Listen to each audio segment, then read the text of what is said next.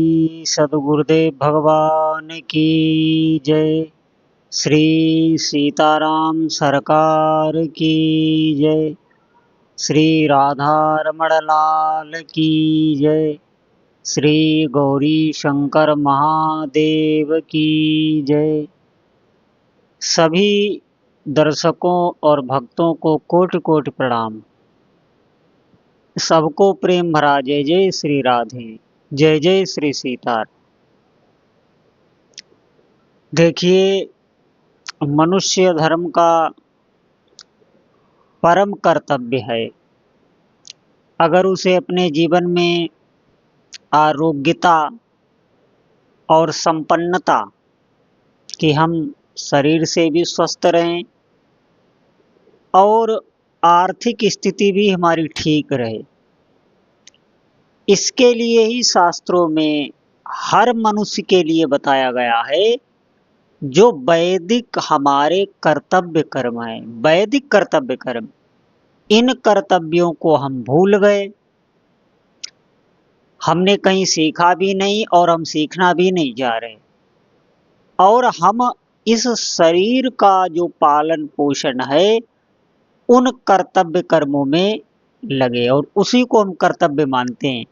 जबकि अगर आप वैदिक कर्तव्य कर रहे हैं तो आपके गृहस्थ धर्म के जो कर्तव्य कर्म हैं उनमें बहुत सहयोग मिलेगा। स्वतः जितने भी क्लेश हैं, अशांति हैं, वो सब उससे जाती रहेंगी। वैदिक कर्तव्य कर्म में जैसे नित्य संध्या करना, तीनों टाइम नहीं तो 2 टाइम सुबह शाम तो संध्या करना ही। संध्या में सूर्य अर्घ दिया जाता है, गायत्री मंत्र का जप किया जाता है।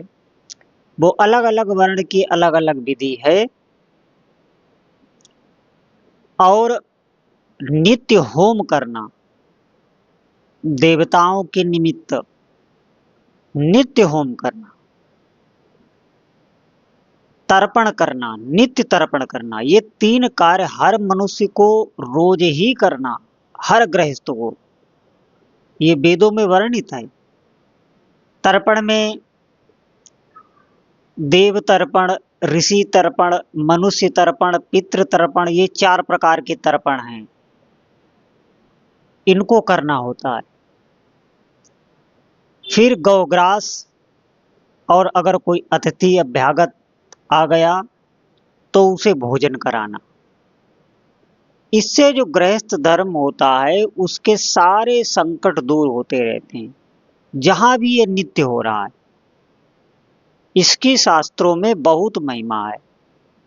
और बात यह है कि हम अपने वैदिक धर्म को बिल्कुल भूल चुके हैं, हम करना नहीं चाहते।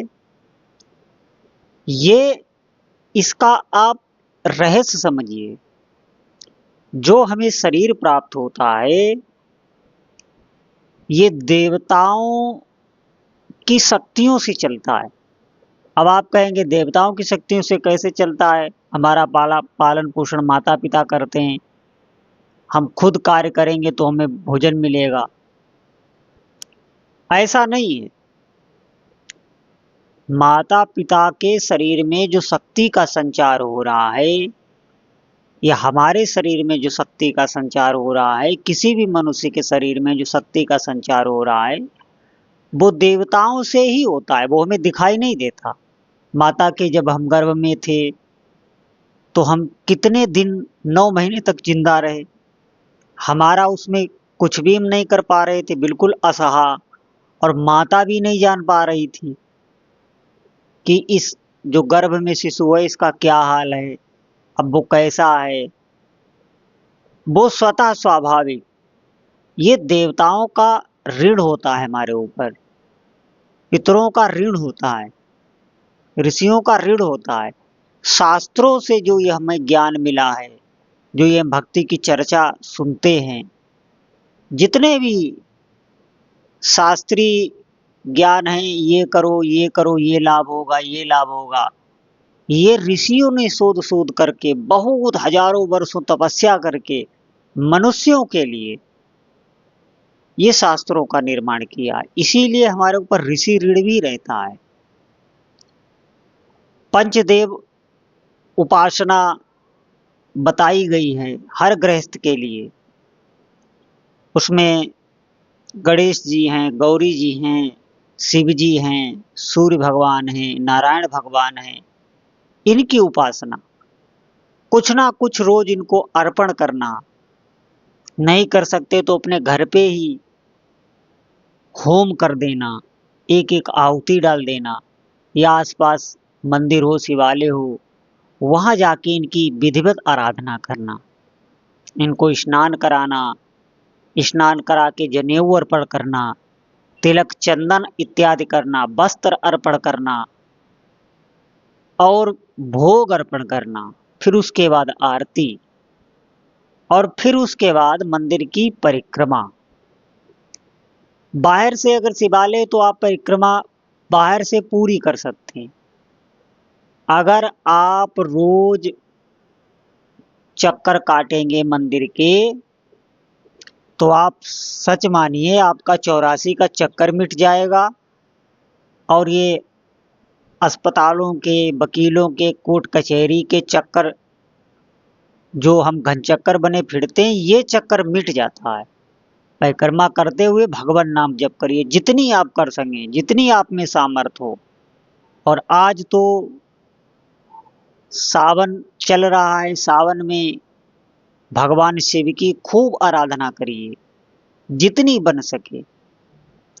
देखिए, अगर आप इनमें पांचों में से किसी एक को इष्ट मान के अगर उनकी आराधना कर लेते हैं, तो पांचों की स्वतः ही प्राप्त हो जाती। एक में आप खूब श्रद्धा भाव करके, जैसे भगवान शिव की सावन में आप खूब उपासना करिए, नवरात्रि में माँ की उपासना करिए, जो गणेश महोत्सव आता है उसमें गणेश जी की करिए, सूर्य भगवान को नित्य अर्घ दीजिए, नित्य संध्या कीजिए। अगर ये विधि विधान से आप नहीं कर पा रहे हैं, तो आप भाव से करिए। आपको मंत्र नहीं पता है, आप भगवान नाम जप करते हुए उनको हर वस्तु अर्पण कीजिए, लेकिन अर्पण हमें रोज करना है। इससे क्या होगा, आपके शरीर की, आपके मन की शुद्धि होगी, और जो लौकिक भौतिक सुख हैं उनकी प्राप्ति होती है। भगवान शिव को अगर आप दूध का अभिषेक करते हैं तो उससे आरोग्यता आती है। भगवान शिव को अगर आप शहद से अभिषेक करते हैं तो उससे समृद्धि आती है परिवार में।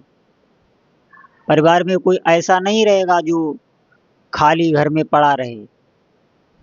सबको कोई न कोई कार्य अवश्य मिल जाएगा। अब आप कहेंगे मैं चढ़ाने लगा, मुझे इतने दिन हुआ, ये हुआ नहीं। देखिए, किसी किसी के जीवन में बहुत जल्दी प्रभाव पड़ जाता है, कोई भी वो धार्मिक क्रिया करे, इसमें उसका विश्वास, उसकी श्रद्धा रहती है। जो पूर्व के कर्म हैं उनको पहले आपकी धार्मिक क्रिया नष्ट करती है, उसके बाद आपको लाभ मिलता है।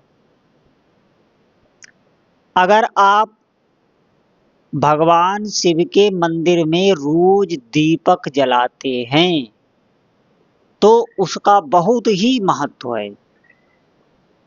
उससे आपके जीवन में ज्ञान की प्राप्ति होगी, कभी भी आप विचलित नहीं होंगे। भगवान शिव का जो दिया गया ज्ञान होगा वो मृत्यु काल में भी आप विचलित नहीं होंगे, ऐसा दिव्य ज्ञान प्राप्त होता है। बेलपत्री चढ़ाने का बहुत महत्व है। बेलपत्री से सभी कामनाओं की पूर्ण होती है।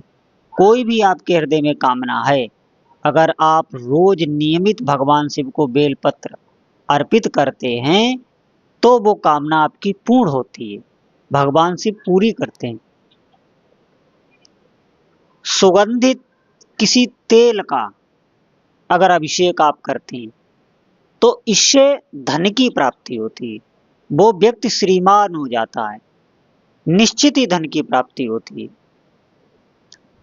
और महादेव को अभिषेक करके, फिर उनका जलाभिषेक करके, फिर उनका सुंदर चंदन से श्रृंगार करके, फिर दीप प्रज्वलित करके, अगर कोई व्यक्ति ओम सोमेश्वराय नमः, ओम सोमेश्वराय नमः, ओम सोमेश्वराय नमः।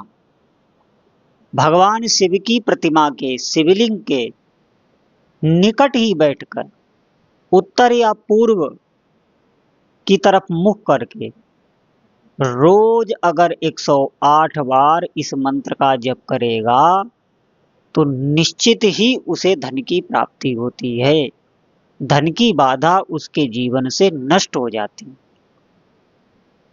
रोज पहले आपको जाना है, आपको मंदिर में जो भी साफ सफाई है वो करनी है। देखिए, ये जिम्मेवारी भक्त की होती है। भगवान का जो मंदिर है उसमें साफ सफाई, वो हमारे इष्ट देव हैं।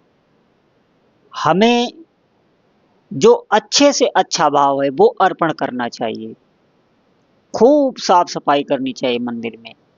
फिर भगवान को स्नान करा के खूब अच्छी तरीके से इत्र आदि का लेपन करके, चंदन से उनका अच्छे से श्रृंगार करके और दीप प्रज्वलित करके फिर इस मंत्र का जप करें। और जप करने के बाद भगवान की आरती करें। आरती के बाद मंदिर की परिक्रमा जरूर करें, भगवान नाम जप करते हुए परिक्रमा करें, गाते हुए, नाम जप करते हुए, जितनी आप कर सकें। बाहर से आप परिक्रमा पूरी कर सकते हैं। अगर मंदिर के अंदर से करेंगे तो जो जलहरी होती है उसको आप नहीं लांघ सकते, तो भगवान शिव की आधी ही परिक्रमा होती है। लेकिन मंदिर के बाहर से आप कर सकते हैं पूरी परिक्रमा, जितनी चाहो उतनी कर सकते हैं। तो भगवान शिव की आराधना करें सावन में और लाभ लें। निश्चित सभी मनोकामनाओं को पूर्ण करने वाले देवादिदेव महादेव हैं। और उनकी भक्ति से आप अगर कृष्ण भक्त भी हैं, आप राम भक्त भी हैं, आप देवी के भक्त हैं, आप हनुमान जी की भक्त हैं, आप किसी की भी आराधना करते हैं, अगर आप श्रद्धा से भोलेनाथ की भक्ति करेंगे तो सहज ही आपका अपने इष्ट देव में प्रेम हो जाता है। ये बात निश्चित, आप ये शास्त्र सम्मत है। भगवान भोलेनाथ की आराधना करने से आप जिस भी इष्ट देव में आपकी श्रद्धा है उसी में श्रद्धा आपकी बढ़ेगी। तो भगवान भोलेनाथ की आराधना निश्चय ही करनी चाहिए सभी जीव के लिए। बहुत कृपालु हैं और आप ऐसे समझिए, आपकी जीवन की ऐसी कोई बाधा नहीं है जो भगवान भोलेनाथ आपकी हर ना लें, दूर ना कर दें। बात ये है नियमित आपको आराधना करनी है। देखो, देव पूजन हमें रोज करना है। देव पूजन से ही जीवन में समृद्धि आती है, घर के क्लेश दूर होते हैं। घर में जो अशांति है, जो क्लेश बन जाते हैं, लड़ाई झगड़ा, आर्थिक स्थिति मजबूत नहीं होती, ये सब बाधाएं भगवान शिव की आराधना करने से दूर होती हैं। आप विश्वास करें इस बात पर और आज से ही लग जाएं। खूब भगवान शिव की आराधना करें, जितना हो सके उतना जप करें और परिक्रमा करें। इससे आपके क्लेश दूर हो जाएंगे। बोलो जय जय श्री सीताराम।